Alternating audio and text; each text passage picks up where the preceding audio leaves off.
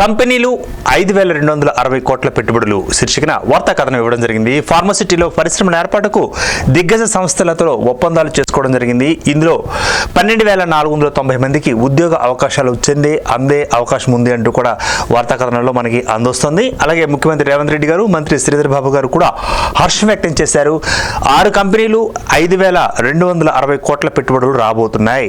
ఇక రాష్ట్ర ప్రభుత్వం ముచ్చరల్లో ఏర్పాటు చేయనున్న కాలుష్య రహిత ఫార్మసిటీలో కోట్లాది రూపాయల మేర పెట్టుబడులు పెట్టేందుకు 6 దిగ్గజ ఫార్మా సంస్థలు ముందుకొచ్చాయి. ఇందులో భాగంగా doctor Reddy's labs, Aurobindo pharma, Hetero labs, Gland pharma, MSN group, Laurus labs సిద్ధమయ్యాయి. ఇక ఈ మేరకు సచివాలయంలో జరిగిన కార్యక్రమంలో సీఎం గారు ఆ యొక్క సంస్థల యొక్క ప్రతినిధుల సమక్షంలో ఒప్పందాలు కూడా చేసుకున్నారు. దీనికి సంబంధించి మొత్తానికి దాదాపు దీంట్లో 12,490 మందికి ఉద్యోగ అవకాశాలు లభించే అవకాశం ఉంది. సో 5,000కు పైగా కోట్లాది రూపాయలు మనకి పెట్టుబడులుగా వచ్చే అవకాశం ఉంది. సో మరింత ముందుకు వెళ్ళబోతున్నాం. ఈ రంగంలో కూడా, ఫార్మా రంగంలో కూడా రేవంత్ సర్కార్ ముందుకు వెళ్ళబోతున్నది ఒక స్వీట్ న్యూస్గా చూసుకోవచ్చు. ఇది ఒక వార్త.